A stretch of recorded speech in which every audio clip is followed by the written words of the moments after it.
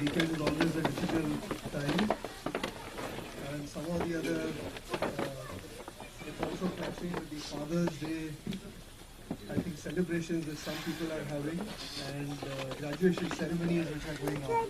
So we had a couple of fallouts because of that. But whoever is here, we thank you very much for being here. I would also like to profusely thank Namrata and Sushant for making this arrangement.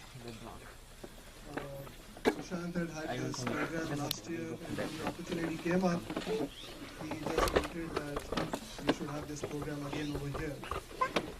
And the genesis of this is that about a year and a half back, Sushant had attended the first Artha program which we had in the Eco Village in Mumbai.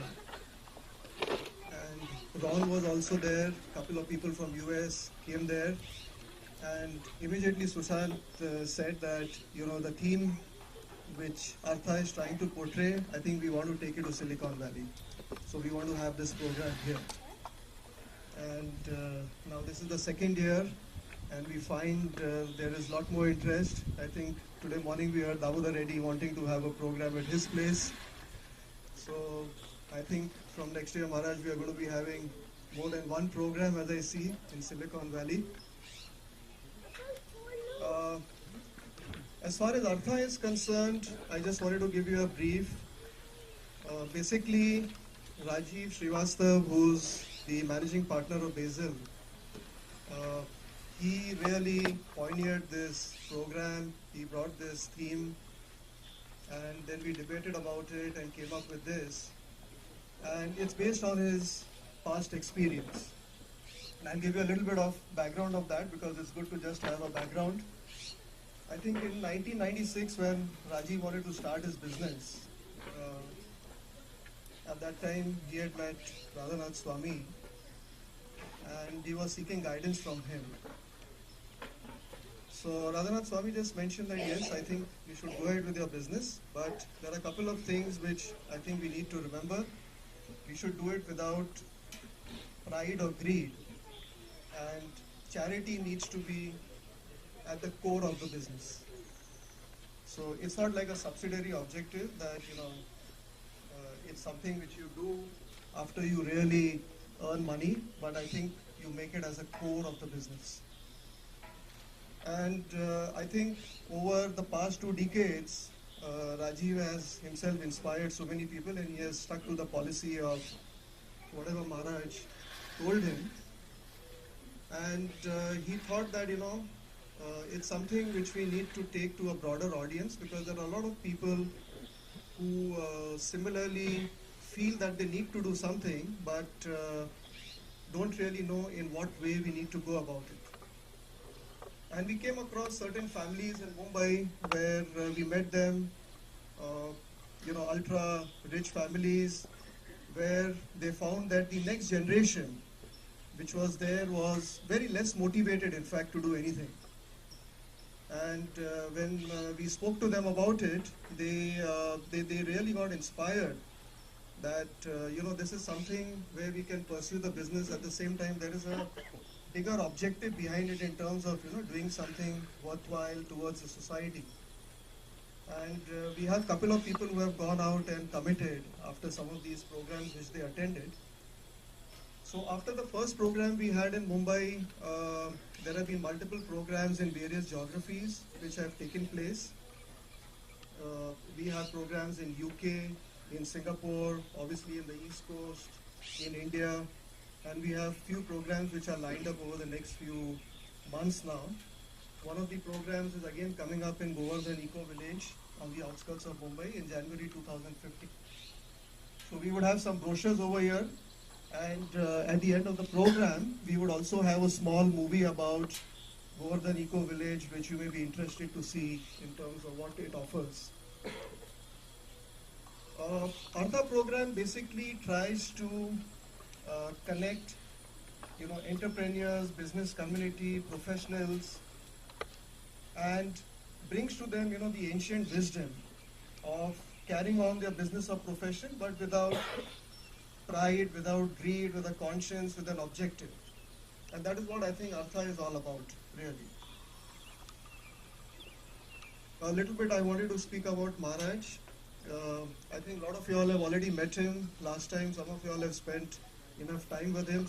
A lot of you all know him about from the Journey Home book, which you have read. And every time you meet him, you hear him, I think it's a very different experience. He really touches your heart. So Maharaj is, I would say, a spiritual teacher and a great motivational speaker. I think it's rare to find somebody like him because whatever he speaks is basically comes from the heart. It's something which he has realized in his own life. He has implemented 100%, and that is what he really talks about.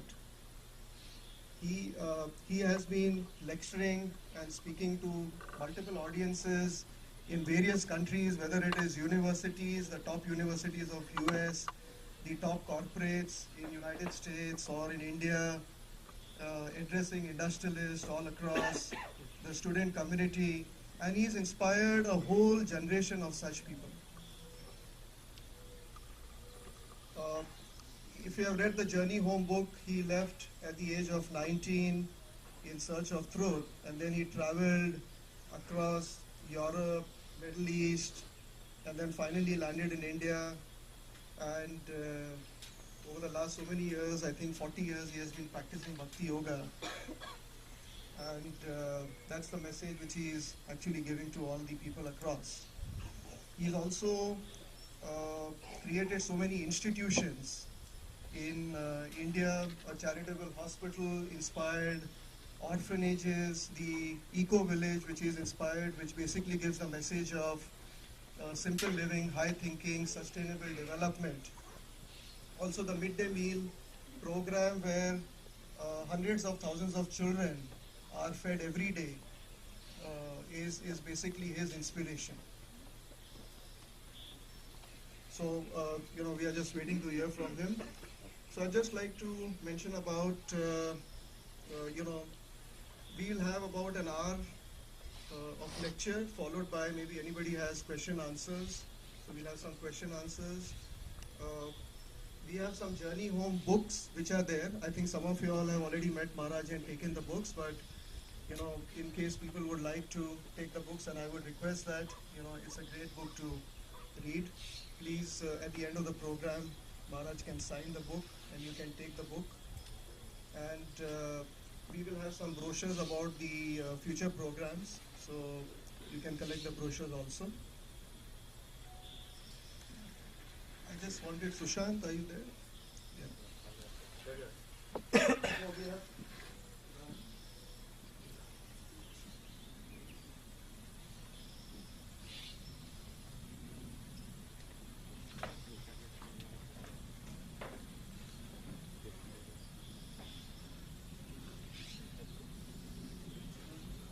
I just wanted you to come and garland Maharaj.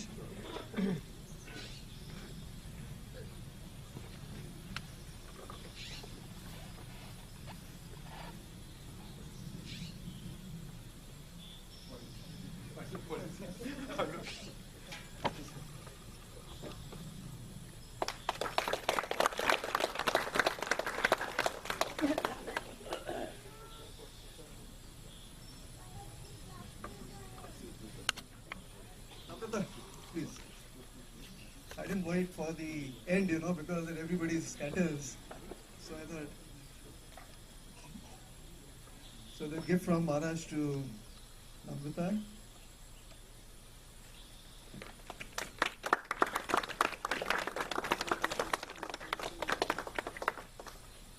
So I would request Maharaj to address us. I think in the meantime, we have Maharaj the 2-minute video which we wanted to play. So can we have the video which can be started? After dark. After it get dark. After the lecture maybe. Okay, so you need to do it later? Yeah, because you can't see. Okay, so we'll do it later. You can try whether it works. Okay, fine.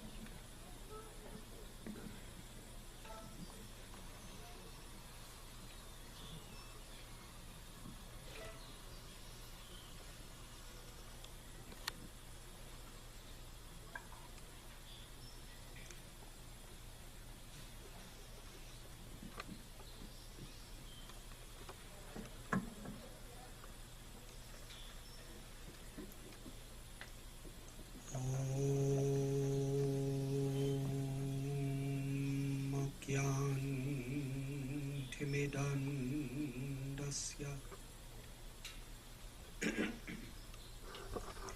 ज्ञानाञ्जनाशलाकाय चक्षुरुन्मीलितं येन तस्मै श्रीगुरवे नमः। नमः ॐ विष्णुपदाय कृष्णपृष्ठाय भूतले श्रीमते भक्तिवेदान्त स्वामी नित्यनामिने। नमस्ते सरस्वती देवे गौरवाणी प्रचारिणे निर्विशेषा शून्यवादी पश्चात्यदेशतारिणे। हे कृष्णा करुणा सिंधु दीनबन्धो जगत्पते गोपेशा गोपिकान्त राधाकान्त नमोस्तुते। तप्तकंचन गौरांगी राधे वृंदावनेश्वरी वृषभानुसुते देवे प्रणमामि हरिप्रिये। वंशकल्पतरुभ्यश्च कृपा सिन्धुभ्य एव च पतितानां पावनेभ्यो वैष्णवेभ्यो नमो नमः। श्रीकृष्ण चैतन्य प्रभो नित्यानंद श्री अद्वैता गदाधर श्रीवासदि गौर भक्तवृंद।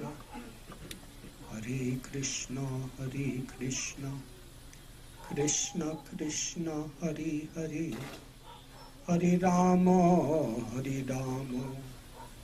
Ram Ram Hare Hare.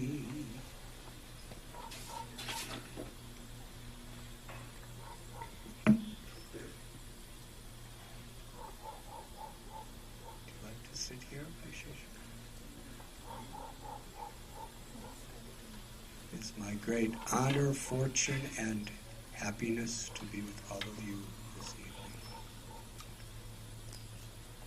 Special gratitude to Sushant and Namrata for opening the doors of their beautiful home for all of us.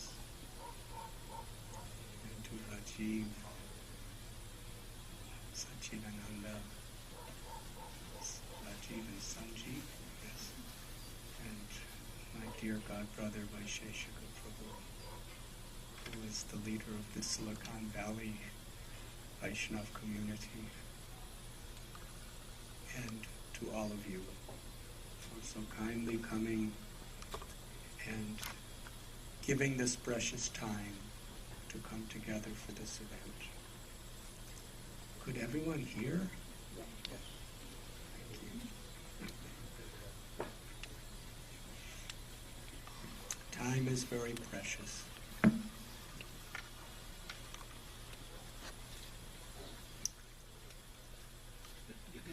Time is very magical.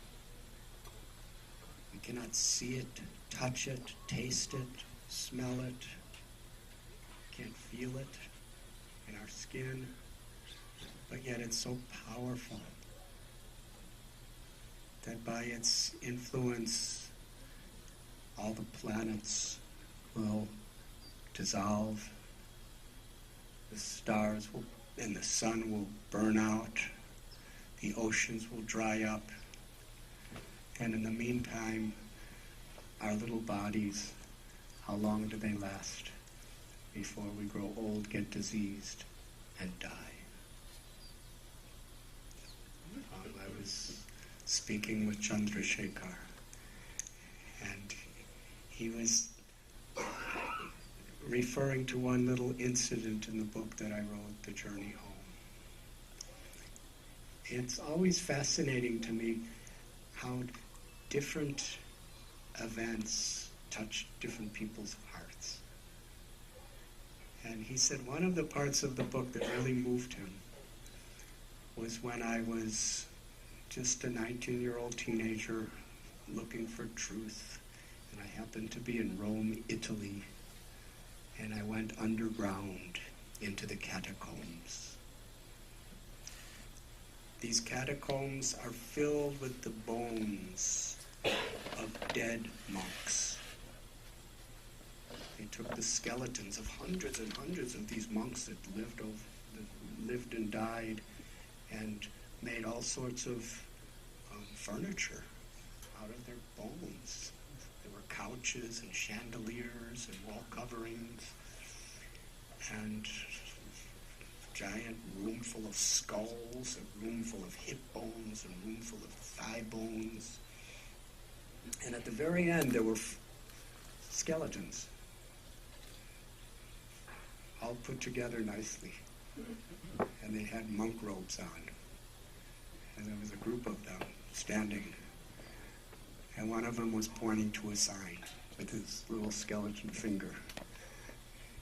And this was the culmination of the whole display. And the sign said, "What you are now, we used to be. What we are now, you will be." It really doesn't matter whether we're Hindus or Muslims or Jews or Jains or Sikhs or agnostics or atheists or Christians or whatever, whether we're black or white or red or yellow or brown, whether we're male or female, whether we're wealthy or poor. Death is the common equalizer. At the bathing ghat, when your body becomes ashes or is put in the ground, it really doesn't matter what roles you played in this world.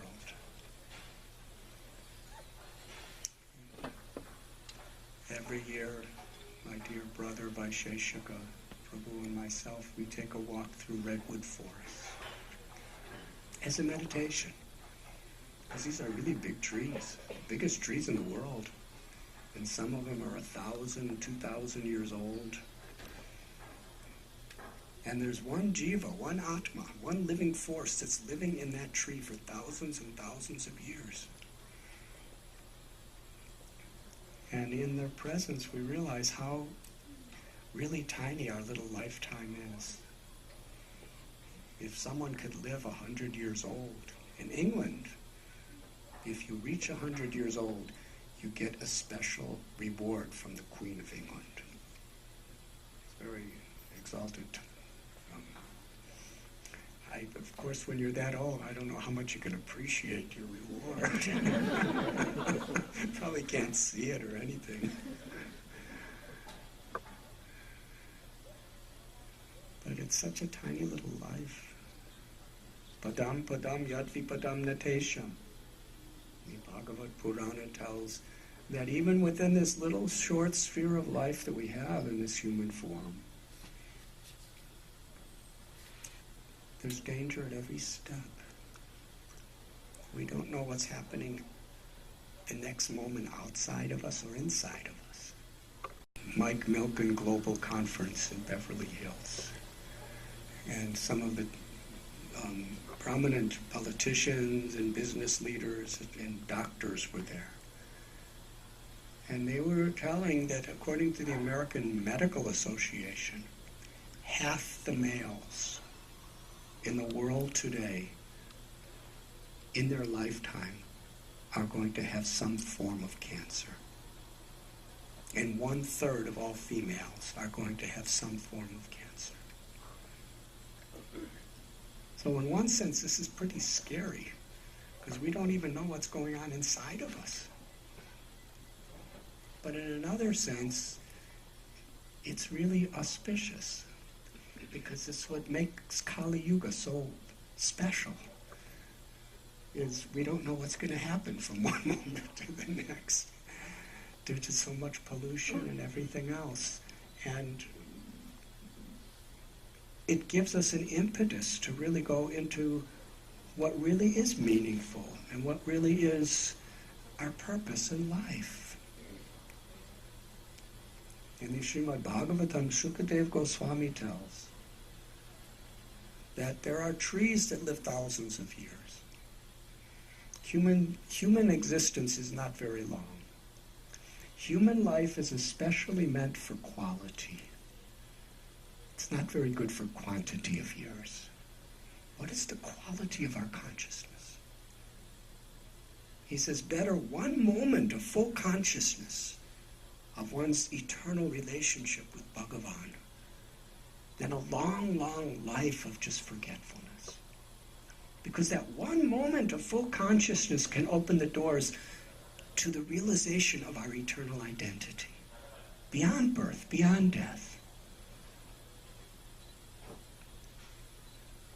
But this Maya, or illusory energy, is always trying to distract our attention away from our real purpose and get us to become totally engrossed in the things of this world. There is a saying that in an evolved society, people love people and use things. But unfortunately, in the world we live in, so often people love things and use people to get them and keep them. But what is the quality of such a life? Tonight's talk, I saw a piece of paper. It said the magic within or something like that. So I'll speak something about that. I write in this book, The Journey Home, when I was living in the Himalayan mountains. I believe it was in the area of Uttarkashi in the Himalayas. I met one traveling yogi. He was a very funny yogi. He was really restless, and he liked to tell jokes, and he was always nervous.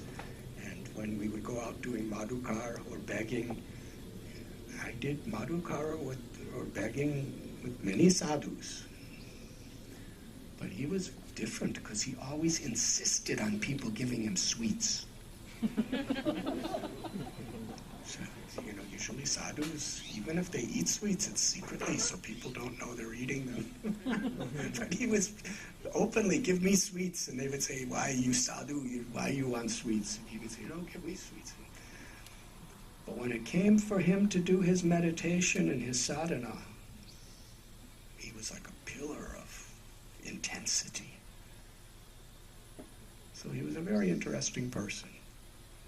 And I was with him a few days, and then I said goodbye, and he said, no, stay. I'm giving a lecture tonight. Come for my lecture. So there was a hall in the Uttarkashi area. And I guess about 100 people or so came. He was quite well known. And he was on a stage, and he had a lectern, and he gave me a chair just on the side of the stage. He opened his hand, took off his shirt, and then closed his hand and said a mantra. And out from his hand grew a Shiva lingam made of stone. And he put it on top of the lectern. He put his hands like this, and again said a mantra, and ashes started coming out of his hand and falling on the Shiva lingam. He kept saying mantras, mantras, mantras, and so many ashes that the Shiva lingam was completely covered. When he did this, the people in the audience, they were honoring him, worshiping him like he was God. They were all coming up to take his blessings and to receive his ashirvad. But he stopped them. He said, don't be fooled by what I have just done. He said, what I have done is just a material science. It's called Prapti Siddhi.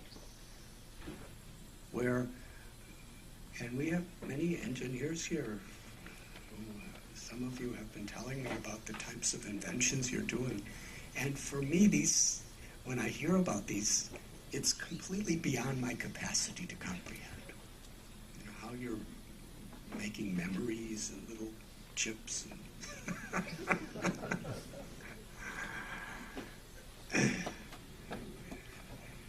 And anyways, I can't even explain what I heard. But Prapti Siddhi is where, through the yogic science, we can learn how to manipulate the gross energy through the subtle energy. The Gita tells that there are 8 material elements categorized in this way: earth, water, fire, air, ether. And then there are 3 subtle elements that cannot be perceived with the senses, but they're such a powerful reality. The mind, the intelligence, and ahankar, the ego. And yogis, through control of their mind, they learn how to actually manipulate the gross elements. So he said, I have brought these ashes from another place and brought this Shiva Linga from another place by the power of my mantras. If you know the science, you can do it. He said, but true spirituality is to understand that we are the immortal soul, beyond birth, beyond death, that we're part of God and we have a relationship with God. He said, I can create ashes, but God creates universes. That is the difference. And I was really impressed. Afterward, he came up to me and said, are you glad you stayed? I said, yeah, I'm glad I stayed. That was really nice. I liked what you did, but I liked even more what you said. Because, they were ready to worship you as God, and you stopped them and told them that you're only a servant of God. I thought that was really nice. And he smiled and embraced me. And then he closed his hand and said another mantra. And he opened it, and it was a Rudraksha bead covered with ashes, and he gave it to me. I kept it for some time, but then I lost it. And I was with Ram, and we were just talking outside how we see magic, we see miracles of God everywhere. How each tree. Actually, I remember after that event in this relation, I left that yogi, his name was, I think, Bal Shiva Yogi, and I went into the jungle. And there I sat under a banyan tree. There was a little seed next to my foot. And I picked up that seed, and I was just marveling over the miracles of nature. That person, people were willing to worship him and honor him because he made some ashes and some little Shiva Lingam. But everywhere we look, there's miracles. A massive banyan tree was beside me. How Krishna, or God, I didn't know his name at the time, put an entire banyan tree in this little seed. And I looked up at the sun, and I was thinking, what magic that is. It keeps burning. Now, if we want to keep something burning, we have to keep fuel going in it, yes? All the energy of the world, all the electricity and the fire and everything is ultimately the energy of the sun, being transformed in various ways. But the sun itself, there's no pipeline putting gas in to keep it burning. And it's been burning for millions and millions and millions of years, and it doesn't appear to be getting any smaller. It's incredible. And the cloud. The sun evaporates salty water from the ocean. It goes into a cloud. In Mumbai, where I live, during the monsoons, almost every year there is a storm that floods the entire city. The airports are closed. The railway stations are closed. Even we have a ashram in downtown, just 2 blocks from Chopati Beach. And I have seen one day, the day after Janmashtami one day, it rained so much, the whole city was at a standstill. And people were in boats going down the street, little rowboats. How much water does it take to flood an entire city? It's hard to calculate. Is it millions of gallons, trillions of gallons? And yet all that water is falling from a cloud, a single cloud. That cloud is holding so much water, and yet it's so light it's floating in the sky. If man tries to put so much water in something, it's going to fall down and crush everyone. When we want to bring water in through trucks and trucks and trucks, but here it's just a little breeze is pushing it. It comes down. Magic. One time here in California, my Guru Dev, Srila Prabhupada, he was walking along the Pacific Ocean shore with some of his students, and the sun was setting. It was a beautiful sunset. And the devotees said to Prabhupada, "Isn't this a beautiful sunset?" And Prabhupada said, "If you think that the art is beautiful, you should see the artist." Magic. And one time, a journalist asked Prabhupada, "You're a Swami.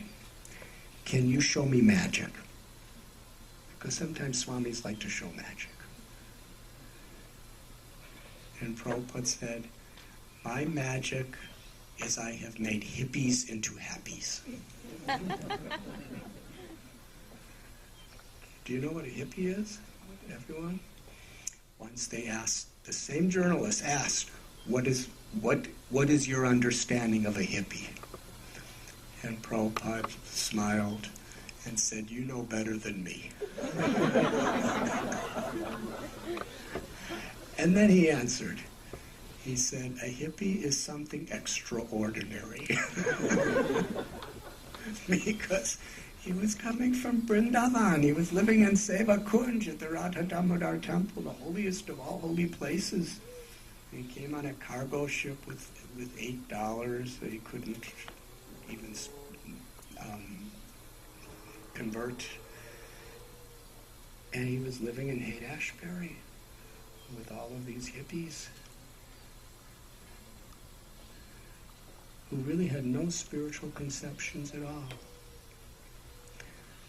But through his satsang, he transformed their lives to really connect with their true spiritual essence and live in harmony with the real desire of the soul and with God. This is the power of satsang. There's the story of a hunter. His name was Radhanath. He was not only a hunter of animals, but he used to kill people. He was a highway robber, a hunter. This is long ago. He had bow and arrow. And one time Narada Muni, the great sage, was coming through that jungle. And he saw him killing so many living beings. And Narada Muni was feeling not only compassion for those who were being killed, but he was feeling compassion for the killer. Because as we become enlightened, we understand, the Gita tells, Vidyavanaya Sampane Brahmani Gabihastini Suni Chaiva Swabhakija Pandita Samadarshana. When we realize our own spiritual essence, Najayate mriyate va kadachit. That the living force within us is eternal, full of knowledge, full of happiness. That's our nature. Mamaivam so jiva loke jiva bhuta sanatana. Every living being is a part of God, Krishna tells. Whether one is a Brahmin or a elephant or a cow or a dog. There are so many variations within this human society. What to speak of the animals and the trees and the birds. Wherever there's life, it's a sacred part of God. And forgetfulness of our real identity, forgetfulness of the real needs of the soul, to love and to be loved, is a disease. So saintly people, they hate the disease, but not the diseased. I remember my mother had Alzheimer's disease. Some people get really angry when they get Alzheimer's disease. My mother she was just always smiling. She was just smiling like this. Whatever happened, she just smiled. We didn't know if she understood what we were saying or not, but she was always smiling. But the fact that there was not that communication, you hate the disease, but the more you see someone you love suffering of a disease, the more your love becomes compassion toward that person. Because there's a relationship. When we see that we're all related, the Gita tells aham bija pratapita. Krishna says, I am the father and mother of all living beings. Therefore, we're all brothers and sisters. So Narada Muni was seeing the people being killed with compassion. He was also seeing the killer with compassion. So he approached Ratnakar and said, why are you doing this? He said, this is my occupation. It's all I know how to do. My parents, my grandparents, my great-grandparents, they taught me how to do this. He said, well, don't you understand there's laws of karma? There are laws of nature. Whether you understand them or believe them, they work anyway. It's like I may say I don't believe in the law of gravity. But that doesn't mean that if I put something up, it's going to go upward. It's going to fall down. What goes up must come down. The law of karma. For every action, there's an equal corresponding reaction. The Bible explains it with the words, as ye sow, so shall ye reap. Or as we say in the streets, what goes around comes around. It's a law of nature. So he explained this, that all the pain you're causing to others is going to come back on you sometime or another. And if you give happiness to others, that's going to come back on you. So Ratnakar said, but I'm doing it for my family, so they're going to share whatever happens. Narada said, they will not share it. Go ask them. So he went back and said, I'm giving you all this wealth because of my activities. You're going to share the reaction. Betrayed. He came back to Narada and said, what do I do?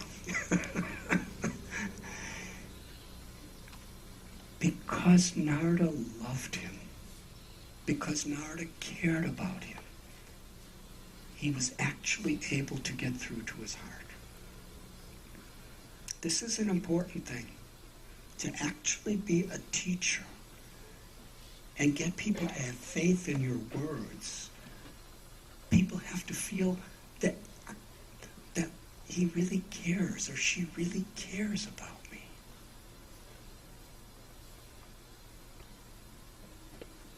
Ratnakar was told by Narada to stop these activities and live a life of character and integrity and compassion. And in order to have the spiritual basis by which you can do this,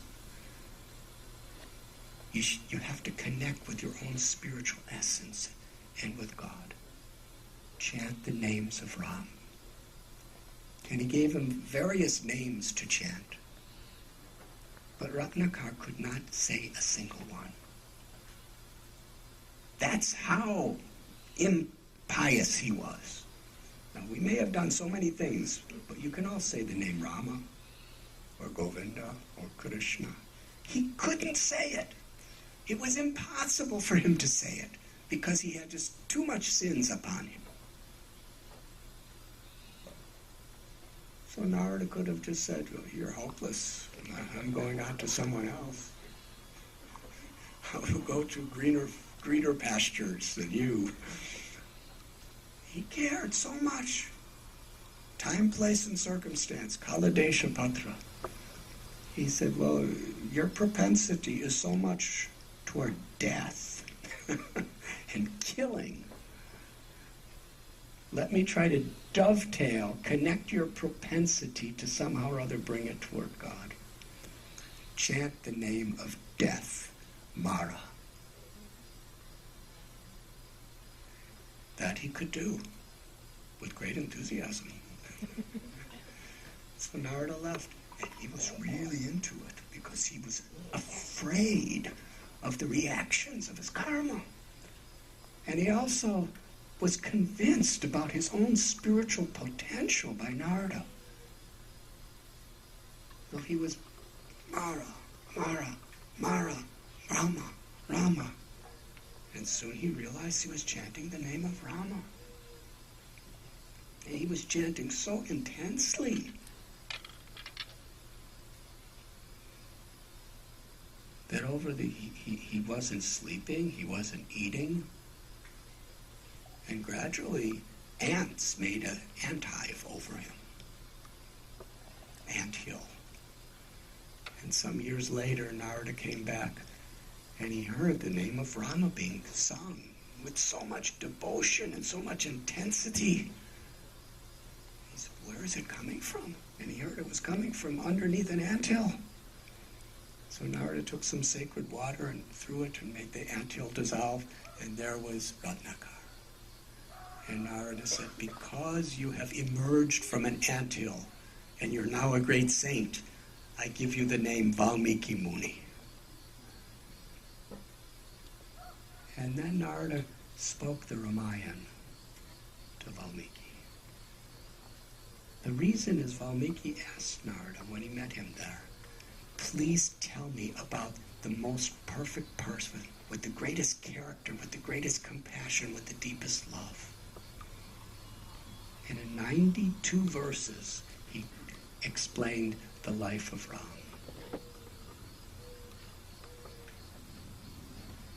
And he told Valmiki, you should expand upon this.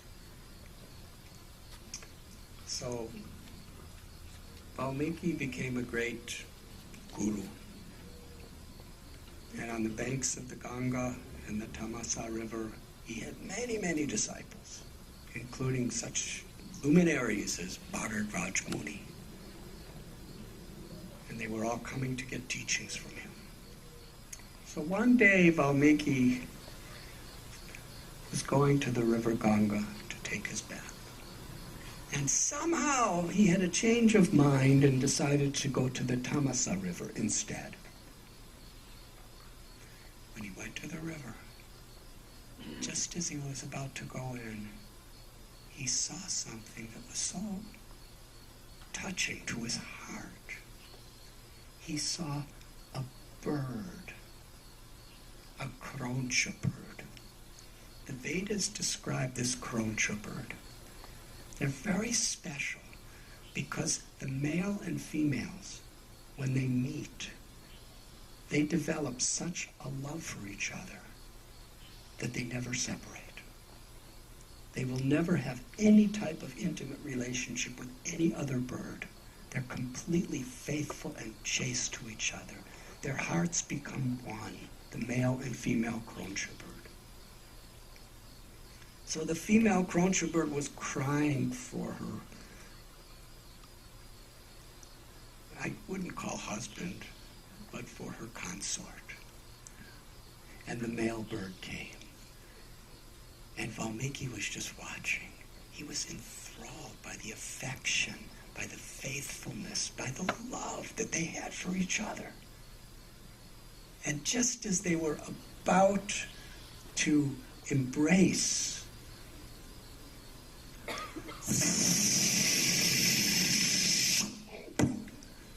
an arrow soared through the sky and hit the male bird right in the heart. He cried in agony. Blood splurted from his body and he fell down dead. And the female bird, seeing her beloved slaughtered right before her eyes, she was in such grief, she was continuously crying. That moved Valmiki's heart so much that he's called out a curse. "O unfortunate hunter, because you have killed this innocent male bird, and because you have caused such grief to his consort, the female, I curse you, that you will suffer inauspiciousness for the rest of time. You will be condemned forever." After he said that,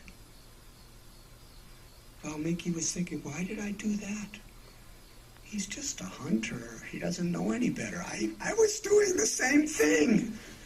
If Narada Muni would have cursed me, where would I have been? He was compassionate upon me. Why I gave in to such anger, and because I'm a sage and a yogi, if I pronounce a curse, it has to come true. Why did I do that to this person? After all, that's all he knows how to do. He was feeling really guilty. But in his guilt,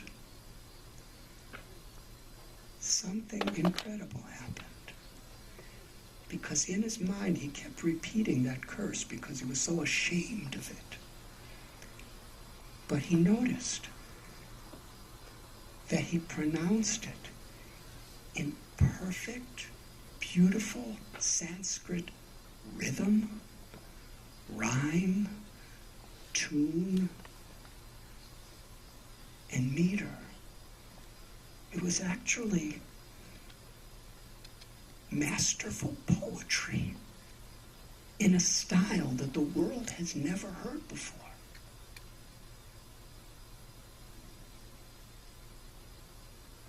So he went back to teach his students after he took his bath.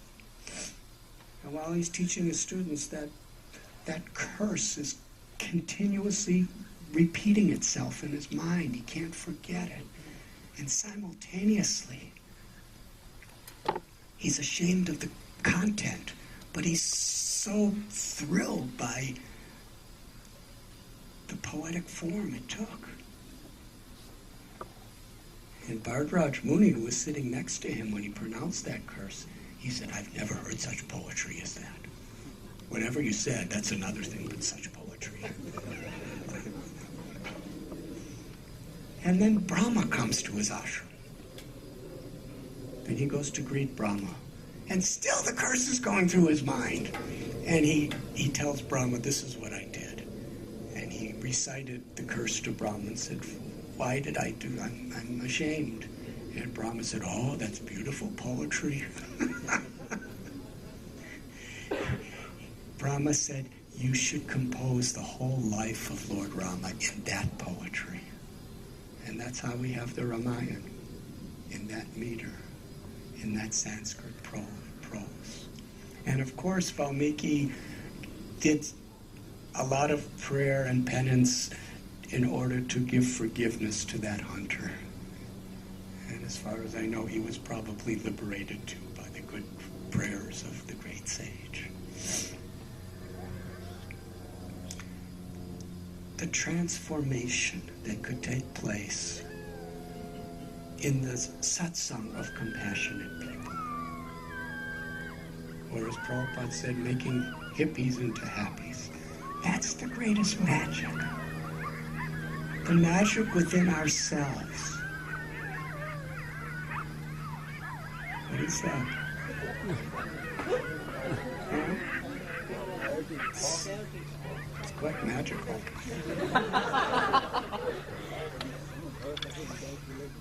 They probably think that they're singing nice poetry also.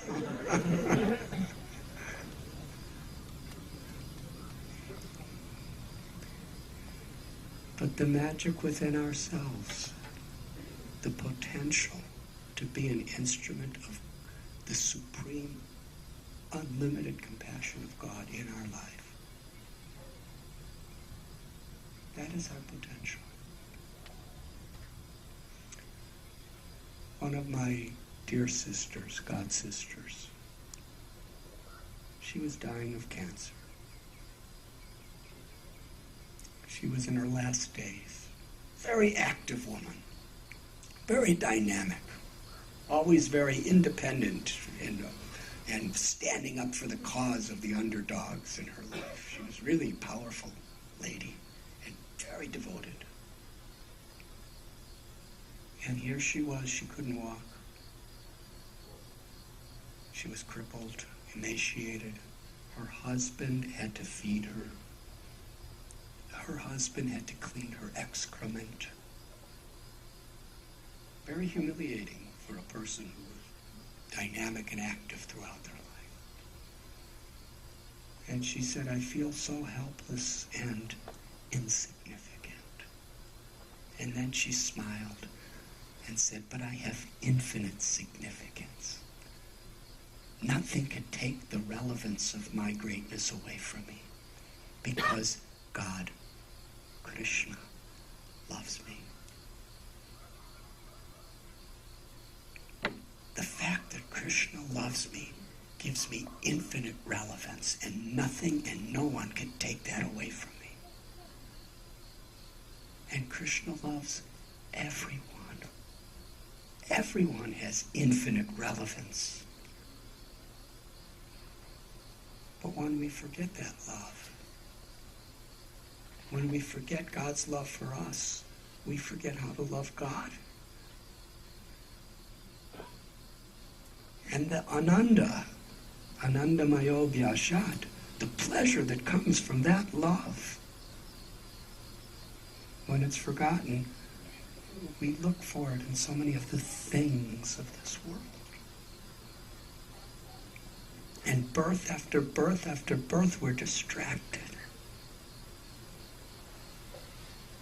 But the sadhus and the avatars and the shastras, they are there to remind us of who we really are and what our real potential is. The infinite love of Hari. To be an instrument of that love in whatever we do. There's a story of Sri Chaitanya Mahaprabhu. He was living in Jagannath Puri, where Sushant and Namrata and several of you are from. He was living in Puri because he was Krishna himself, in the mood of the love of Radha. But he was playing the role of a devotee. Because in Bhagavad Gita, Krishna reveals himself in the 11th chapter as the Virat Rupa, the universal form.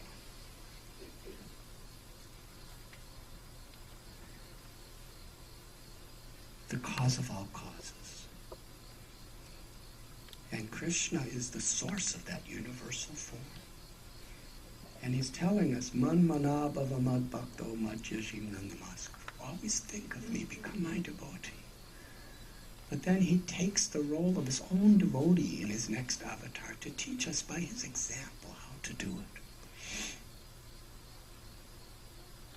I was recently in Assisi, the place of St. Francis. And I read something that he spoke. was written on one of the walls. He said to his followers, wherever you are, you should always preach. And every now and then, when necessary, say something. What does that mean? That means our real preaching is our life example. So Lord Chaitanya lived in Puri and he worshipped Jagannath. Then he decided to take a pilgrimage to South India. And he came to Andhra Pradesh, which I think is a place many of you are from. He was on his way to Tirupati. And he came to one holy place called Kurma Kshetra in Andhra. There is an ancient Murti of Kurma there that was re-established by Sripad Ramanujacharya. Lord Chaitanya was performing kirtan and giving knowledge to so many people. He was invited to the home of one Brahmin whose name was Kurma. This Brahmin was very wealthy, young, strong, very successful person. When Lord Chaitanya came, the Brahmin washed his feet and gave him some prasad and gave him a sitting place and offered beautiful prayers. He said, I am so fortunate. The very feet that Brahma is meditating on are now in my home. And then he said something. He said, today all my wealth, my youth, my family, everything good in my life has reached its perfection because you've come to accept my service. But I can no longer tolerate the waves of material anxieties. I want to leave my home, leave my occupation, and follow you. That's what he told Lord Chaitanya. Lord Chaitanya looked at him and said, do not ever speak that way again. There's no need for you to leave your home or your family or your occupation. You stay right where you are. Bhoktaram yagyatapasam sarva loka maheshwaram suhridam sarva bhutanam gyatva mam shanti rachati. Krishna tells in the Gita that the formula to achieve true peace is not to change your ashram or your position or your role in society, but to change your consciousness. To understand Sarvaloka Maheshwaram, that everything is the property of Bhagavan. Whatever intelligence I have, whatever abilities I have, whatever property or wealth I have, whatever influence of others I have, whatever members of my family I have influence over, they are all being entrusted to me by the beloved Lord.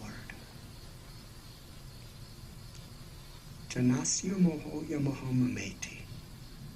That the core of all suffering is the misconception that I am this body and all these designations of this. I'm an eternal, loving soul, full of knowledge and full of bliss. I'm a part of God. Jivera Swarupoy Krishnera Nityadas. And whatever is here is lovingly being entrusted to me by God to use in the service of all of his children for his pleasure. Lord Chaitanya explained, live in this spirit. Maintain your occupation. Take care of your family, but understand that it's all God's property. And use it and utilize it with responsibility and devotion. And then he taught him how to do that. You see, if you have a strong foundation, whatever you build on that foundation has great stability.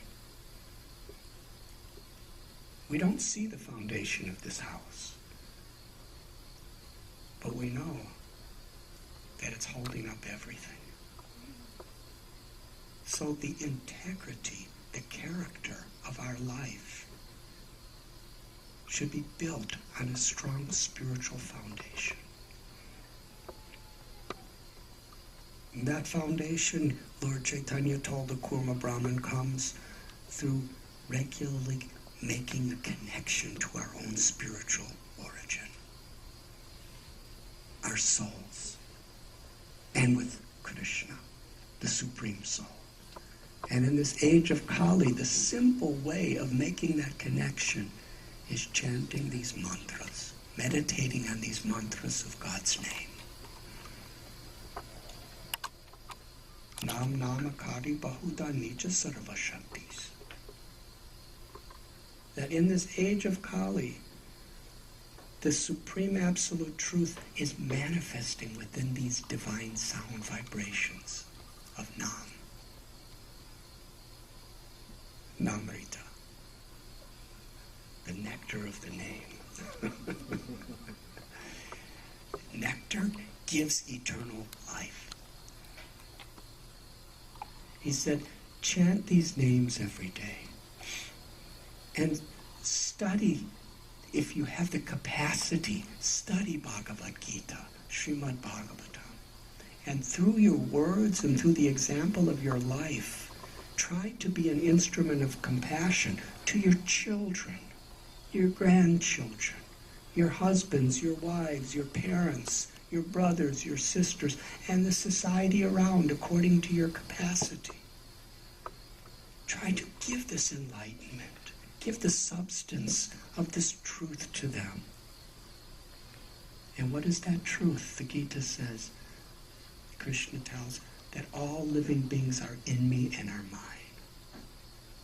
The highest truth is the love that is within our heart for the Supreme. And when that love is connected, it manifests as compassion for others.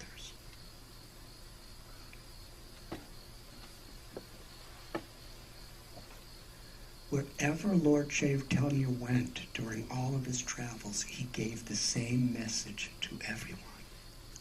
Remain at home. Carry on with your occupation. Raise your family.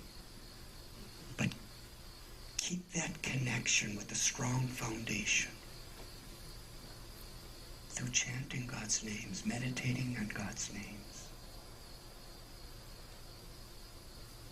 Associating with saintly people, studying Bhagavad Gita, Srimad Bhagavat, and other such great scriptures, and living with character and integrity, knowing that the greatest joy in life is to be an instrument of compassion.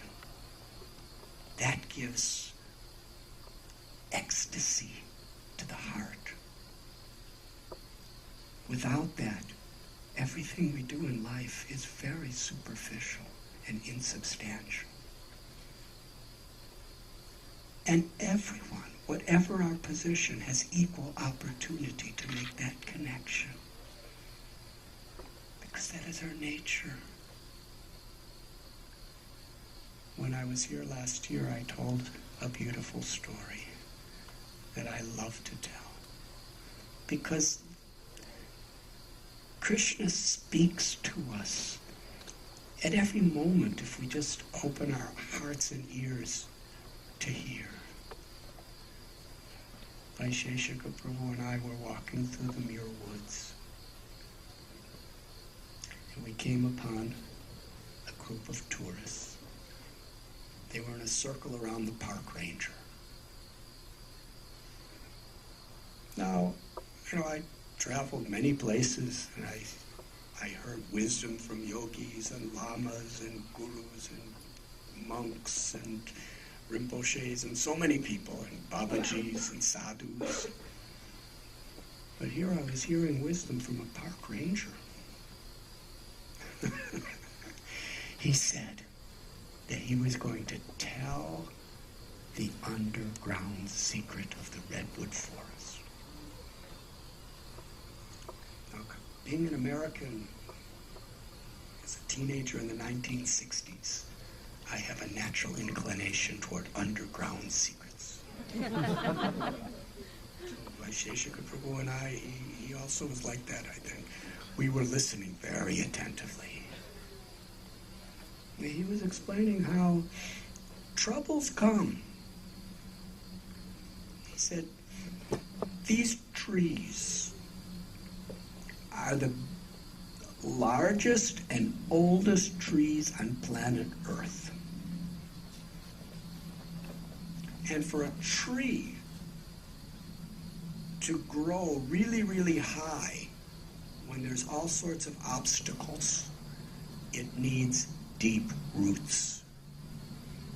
But the redwood trees do not have deep roots.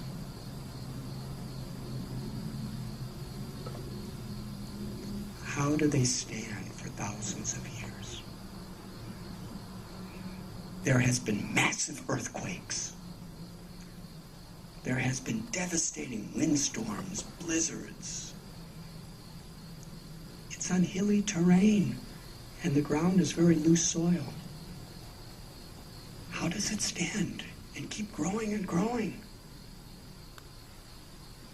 He explained, under the ground, the roots of the redwood trees reach out, not down, but out, looking for the roots of another tree. And when the roots of two redwood trees touch each other, they immediately embrace. They wrap around each other and create a permanent, inseparable knot. And every root is looking to make that knot with another root of another tree. The little baby trees, which are so vulnerable, they're just growing and they just have little tiny roots like hair. And these big, gigantic trees reach out with their roots for the little tree to wrap around and get the strength and the power of the big giants. In this way, every tree in the entire forest is directly or indirectly giving support to every other tree. It's nature. Unity is our strength. The strength of human society, like the redwoods, where even when trauma, even when disaster comes in our life, and all sorts of storms, we could remain strong if the roots of our affection with God in the center is connected to each other. It is that spirit of love of God and compassion for others that gives strength to us individually and collectively. Earlier today, I was at Damodar Reddy's house, and he was telling me a beautiful story. He said in his backyard there's some bushes, and a deer gave birth to two little babies. How many of you have heard this story? Raise your hand. It's a wonderful story. This mother gave birth to two little baby deers. And tell me if I tell it right, please.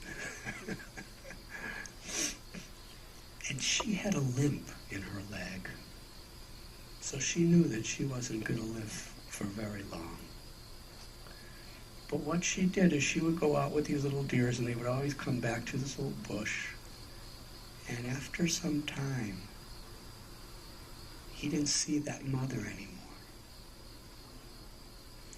But the two deers had two other mothers that were taking care of them. In other words, that mother knew she was going to die, but she loved her little children so much that she found other deers to take care of them and love them and protect them just like mothers. This is happening right now. Those deers are still coming around.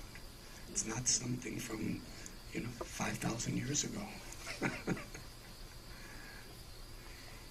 It's the natural instinct of developed consciousness to love those who are near to us. It's the universal principle of a mother's love that we see in these deers. And when I heard him tell the story, I thought of another story that I just recently heard. A husband and wife who are very dear friends of mine. They live in New York.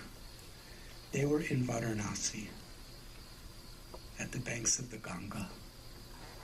And they happened to be walking back to where they were staying, and they saw a dog. A small mother dog that only had 3 legs. And she really looked like she was suffering. Because to walk around in India with 3 legs in Varanasi where everything's so congested and crowded, it's amazing she wasn't trampled on. So they felt compassion seeing this 3-legged dog. And they walked a couple blocks until they found a place where rotis were being sold. And they got a big stack of rotis, chapati. And they wanted to feed the dogs. All these dogs came. And they were really hungry and really aggressive. And they were all kind of fighting to get in the front to get near the rotis. And they put out the roti and the dog would go, and just grab it and eat it immediately and then come for another one. And now all of them were just fighting over these rotis and eating them and coming for more. And they just kept feeding, because that's the way dogs are sometimes. But there was one particular dog that they kept seeing that was different than all the others. He was just standing a little to the side, patiently waiting for all the other dogs to eat. So finally, they came up to that dog with a roti. When all the other dogs had eaten. And this dog looked upon them with these eyes that were so respectful and grateful. And they handed him the roti, and very gently the dog put his mouth around it. But what really mystified them is he didn't eat it. He just very carefully, gently held it in his mouth. And as he was holding, he was looking up at them with tears in his eyes. And they could feel him saying, "Thank you." And then he just walked away, holding the roti.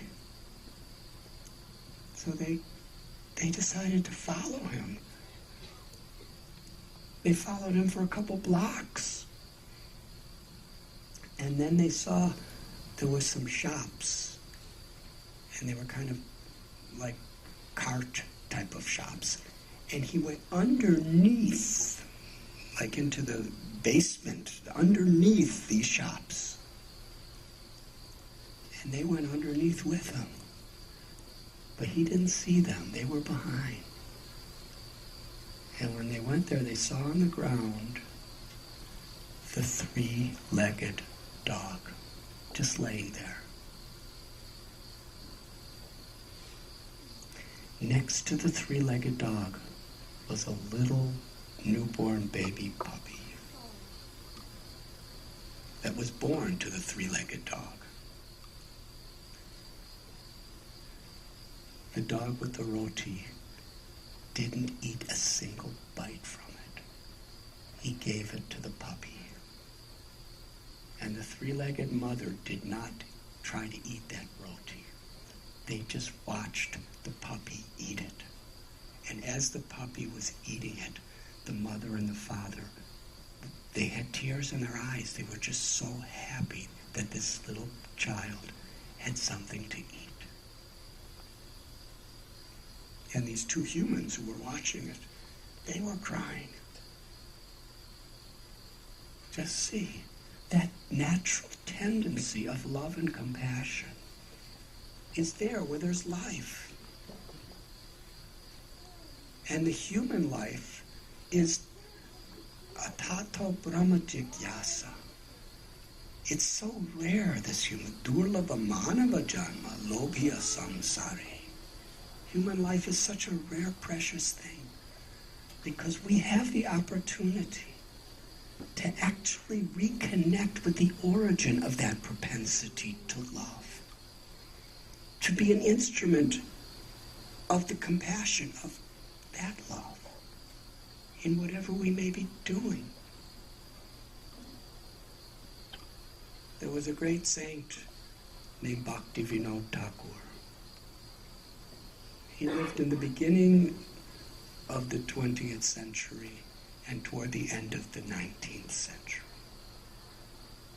That was at a time when the British were ruling over India. Bhaktivinoda Thakur was a magistrate in the British court system. And he was such a powerful, talented magistrate, so acute in his intuition, in his ability to see right through complex issues, so comprehensive in all of the reports that he made for each case, that the most difficult situations the British government would ask him to take care of. He was so valuable to them that they made a railway track from his house to the courthouse. He had 10 children. And his wife, Bhagavati, was as saintly as he was. But even the Babajis, Mahatmas, Paramhamsas, what to speak of the common villagers, scholars, they would all come to hear him speak and to receive his blessings because they saw that he had such love for Krishna, such compassion for all beings, such wisdom. Renunciates were coming to a man who had wonderful properties, big family, and a very great responsibility to the society in his occupation. And he wrote thousands of beautiful spiritual poems. And in one poem he sings, Grihe tako vani tako Sada hari bole tako Suke duke bulo nako Barne hari nam goro re Gai gora madhusware. This was the message of Lord Chaitanya. That whether you're a grihasta, living with a husband or a wife and children and family and working, whether you're a farmer or an engineer or a scientist or a business person or a politician or a teacher, or whether you're a Swami or a Babaji, whatever you're, or a housewife or a mother, whatever you may be, if we connect with the grace of God, and if we live in a spirit of seva, a spirit of service rather than a spirit of selfishness, then even in this world, we will transcend all the temporary flickering happiness and distress. We will experience something so much deeper and higher, the Ananda, the nature of our soul. Nothing could take that away. Not even time, not even death. It's what we're all really looking for. Anandam buddhivardhanam pratipatam punam mridasvadanam. If we could give these values to our children, to our grandchildren, to the society around, we have given the greatest expression of love. This world does not lack anything but values. Bhakti, or Sanatana Dharma, is to give a foundation to build our values upon. A foundation that no storms of temptations, fears, or anything else can shake. And it is in that integrity that we can truly be instruments of compassion and find real happiness and give the world this happiness and empower our children with this happiness. That is the magic that is within us. Thank you very much.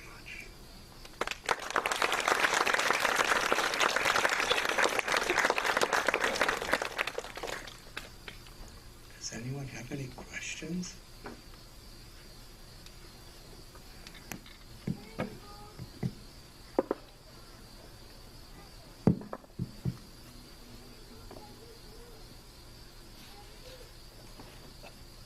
Actually, we can pass the mic around.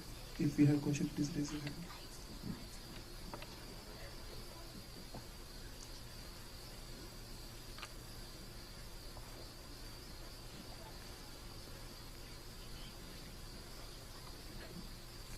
I'll ask one question, Maharaj. Maharaj, I knew you would ask a question. Maharaj, what is that magic within the holy name? Because, for a lot of us, we feel it's just a name. But what is there within that which actually can sort of bring about a revolution in person's life? In the Kali Santarana Upanishad, there's a beautiful verse. There we find this Maha Mantra. Hare Krishna, Krishna Krishna, Hare Hare, Hare Ram, Ram Ram, Hare Hare. And then it's Iti Sodasekandam. It tells that this 32-syllable, 16-name mantra is the perfect medicine for the illnesses of this age of Kali. And as we cited Lord Chaitanya, Nam Namakari Bahuda, Nija Sarva Shaktis, that these are transcendental sound vibrations. These are not ordinary sounds. It's a divine frequency. I often use an example because many of you know how things work. I don't. But when I was a little boy in Chicago, we had 5 television stations. CBS, ABC, NBC, WGN, and Channel 11, which was the education channel that we didn't like. Our parents liked it, but we didn't like it. Our parents didn't like it either, but they wanted us to like it.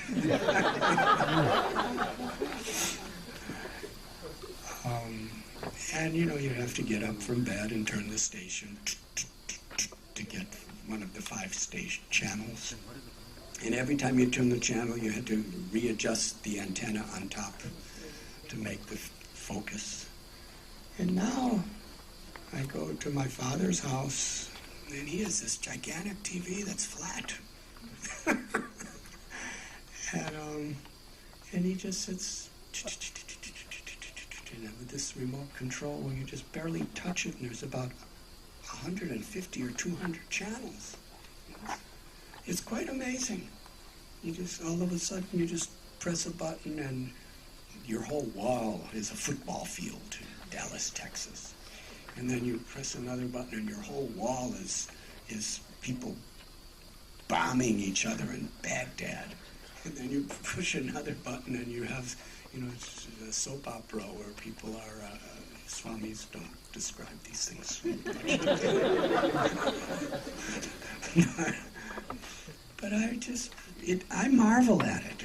All of you, you know how it works, so it's not such a miracle to you, or maybe it's even more of a miracle to you. But how is it that you just press a button and you tune into something and it appears?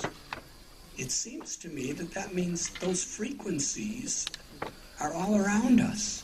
And according to what you focus on and tune into, you're going to get that. So there are so many frequencies all around us. Because we're all like receivers and transmitters.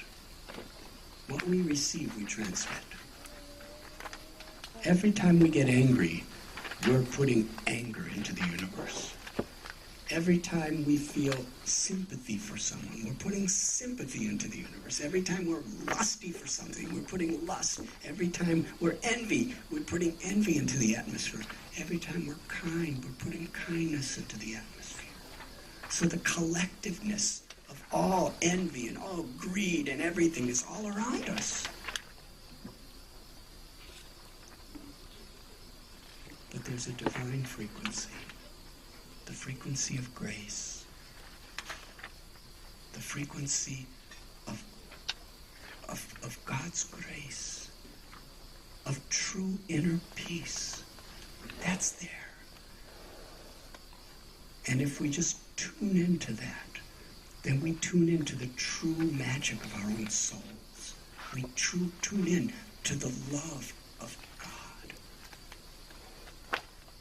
And this meditation, this kirtan, these mantras are divine sound vibrations that actually tune us in to the true love and the true peace and the true ecstasy of our own souls. And when we tune in, then we become transmitters of that divine energy.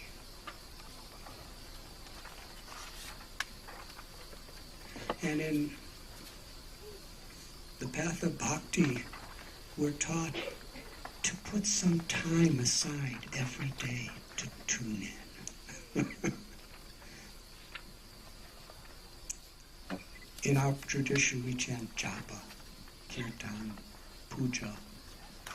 It's a meditation to tune into the grace of God, to become cleansed, to become empowered with this grace. We spend some time every day doing that. And satsang. Satsang is when we meet people with a like mind for that purpose, that where we encourage each other, we reinforce our commitment to that with each other, like the redwood trees.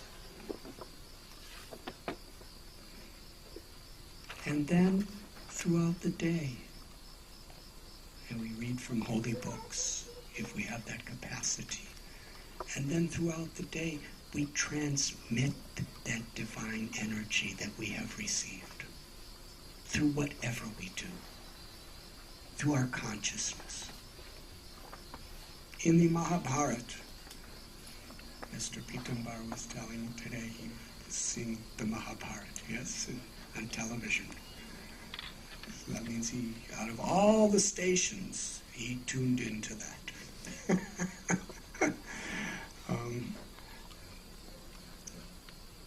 In the Mahabharata war, we have Duryodhana, and we have Arjuna. They were doing the same thing. If you didn't understand the background, you wouldn't see the difference. Duryodhana is riding chariots. Arjuna is riding chariots. Duryodhana is shooting arrows and hitting people with clubs. Arjuna is shooting arrows and hitting people with clubs. Duryodhana is organizing military phalanxes. Arjuna is also doing the same thing. But there was a total difference in consciousness. One was doing it with humility, with compassion. The other is doing it with envy and greed. I've met swamis who are very envious and greedy. And I've met swamis who are very pure in heart. I've met industrialists, business people, scientists who are envious and greedy. And I have met the same types of people who are deeply compassionate, loving beings. Humble. So this divine sound vibration purifies us, cleanses the ecology of the heart, connects us to the supremely pure, and empowers us to perform our work with that purity. Does that answer your question? You see, yoga is not just something you go to a studio and make your body a little healthier and more flexible. That's an aspect of yoga. It's a benefit you get from it. But Krishna tells yogi nama pisarabhisha margitenantarat. Real yoga, the real purpose, is to reconnect us to Bhagavan, to the Paramatma, to Krishna, and bring us that joy. When we have that joy, we just want to share that joy. Does that answer your question? It's beyond sectarian conceptions. It's the essence of all spiritual paths, the essence of all religions. It's the essence of life. And it's our potential for everyone.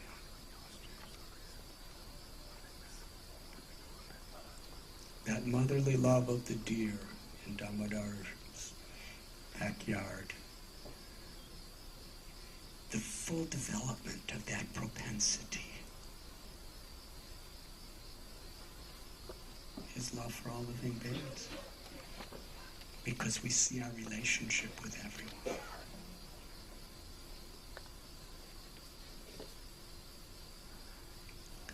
Is there any other questions?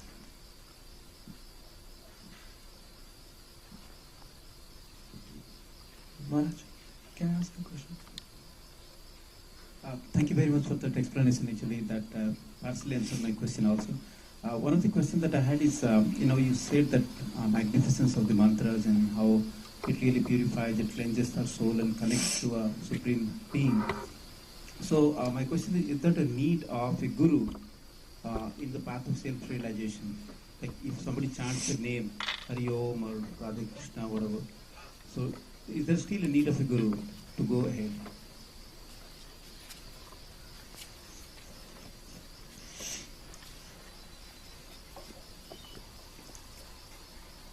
If you need heart surgery, yes, is there a need of a heart surgeon? What do you say? Same thing. Because you can't do it yourself.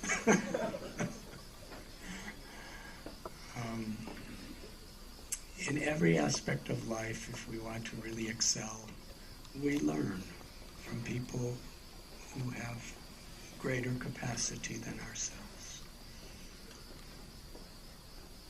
So in the spiritual science, which is the highest and most subtle of all sciences, it's very important that otherwise the tendency of the mind is it will take so many shortcuts and make so many justifications according to our egos.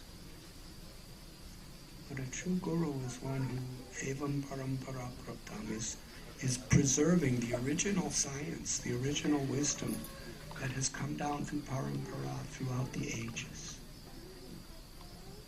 And by that person's example and by that person's teachings is actually dispelling the darkness of our misconceptions. Ram is God, but he accepted Vishwamitra Muni as his guru. Krishna is God, but he accepted Sandipani Muni as his guru. Sri Chaitanya Mahaprabhu is God. He accepted Ishvara Puri as his guru. They don't need gurus. But because they come to the earth in the role like humans, they are teaching by example of the importance. What is a guru? A guru is one who just facilitates the opening of our hearts and our eyes to reconnect with the Lord who's within our own hearts. The Chaitra Guru is the Paramatma within our hearts. He's the ultimate Guru. But because we're so distracted in this world, we can't really hear his voice anymore. Yes? And sometimes our ego says, I'm Chaitra Guru, and we can't even tell the difference. So that same Chaitra Guru, the Guru within our hearts, comes before us as a Guru who can actually teach us, someone we could hear from, someone we could connect to grace through. Tadvidi pranipatena pariprashnena sevaya. Krishna tells in Gita, if you want to know the truth, approach a guru. Someone who knows the truth. Inquire with an open, submissive heart, and be eager to follow those teachings. And that's the perfect path of toward the true goal that we're all looking for. Does that answer your question? That is the great tradition of all great spiritual paths.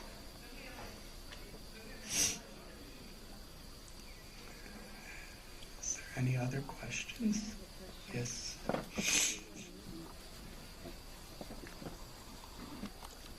you, Swami. If one is inclined to follow the path of Vedanta and study the scriptures and wisdom of the ages and do your meditation, and is it still necessary to do the pujas and the chantings and the kirtans and the rituals? Because sometimes you grow up saying that go to the essence and the rituals are not necessary. So It depends how you do the rituals. Studying is also a ritual, isn't it? It depends on what we say a ritual is. A ritual is, in one sense, with our mind and with our senses, we're applying it in an active way to reach something divine. Yes? So, puja, if you don't have the proper intent, then it's just an empty ritual. And oftentimes this is what happens. People don't even know really what they're doing, who they're doing it for, or why they're doing it. They're just doing it because they're supposed to do it, because of the family tradition or because of the superstition. Then we really miss the point of it. But if we actually understand that this is a spiritual science, this is something profoundly deep. Even the greatest sages and the greatest knowers of Vedanta perform puja. Ramanuja, Madhva, Chaitanya Mahaprabhu, even Shankaracharya did puja. Why? But you see, the puja is a way of offering our gratitude, offering our service to the Supreme. It's a meditation on God. And it's a beautiful meditation. If you want, now let us go back about 20 years before there was internet. There were letters that you would send with an envelope. Remember those days? So if you want to send a message to someone, the envelope and the stamp, you put the address, and it goes there. What's important? The envelope or the message inside? They're both important. The envelope is what sends the message, but if you receive an envelope and there's nothing inside, it's meaningless. So the ritual is like an envelope. But what is our intent? Samsiddhir haritoshanam. To purify ourselves, to meditate on God and pleasing God, to make offerings of devotion. If that's there, then the content reaches God through that ritual and cleanses our soul. It's a meditation. Ritual is meant to be a divine meditation if we have the proper intent. And that's why gurus are important, to teach us actually how to do it right. Otherwise, we do things and we don't really even know why we're doing it or how we're doing it. Vedaischa sarveraham eva vedo vedanta krit veda vedeva chaham. The essence of Vedanta is to know God and to love God. Yes? And the rituals are methods by which we're studying, we're understanding the principles, the Siddhanta, but then what are we going to do through the rest of the day? Yes? Our work could be a sacred ritual. In bhakti, even our work is an offering of love to the Lord. When we do our puja in the morning, we're offering simple things to offer our hearts. And then we go into the workplace. If we're a mother, our raising our children is a ritual of love and gratitude. If we're engineers, our working is an offering of love and gratitude. So these rituals are beautiful, enriching, sacred, and purifying if they're done right. Does that answer your question? Absolutely. Thank you. Thank you.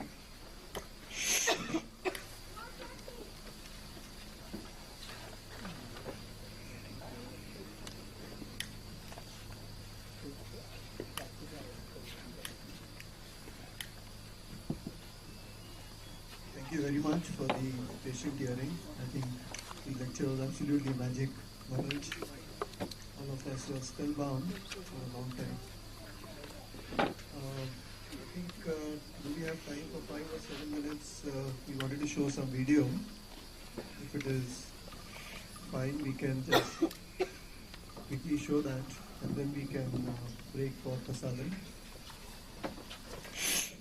I wish to thank you all so very, very much. It's really just beyond my ability to express how grateful and happy I am to have spent this time with you. Thank you.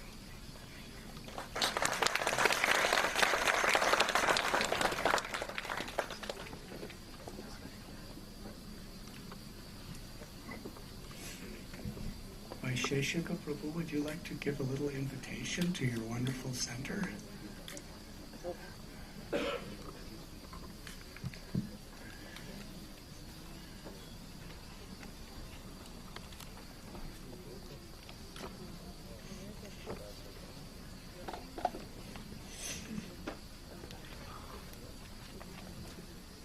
I also find it a great pleasure to be here, as I've met in the course of the last few hours just walking around so many gentle and enlightened souls.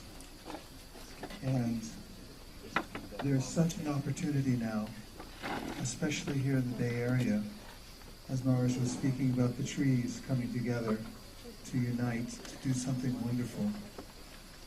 Somehow or other, there's a window of time that God has given us to do something which will astound the world. This is the purpose of our new temple. Actually, it's not new. The temple really is something we've had for over a decade. In Silicon Valley, we started in a very small way, in a house on New Jersey Avenue. Some brahmacharis got together, and then some others came and lived in a very simple way, but with a great spirit. And then, as the neighbors complained that there were too many people coming on Sundays, we moved to a storefront. And when the neighbors complained there were too many people coming for Janmashtami, we moved to a commercial building.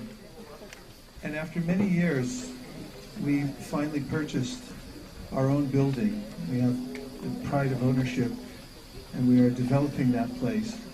But we brought with us the spirit of the devotees, which is to work together to create an atmosphere in which people from everywhere, every part of the Bay Area can come, no matter what culture, no matter what language they speak, and they can feel this connection to our divine source, Krishna, and have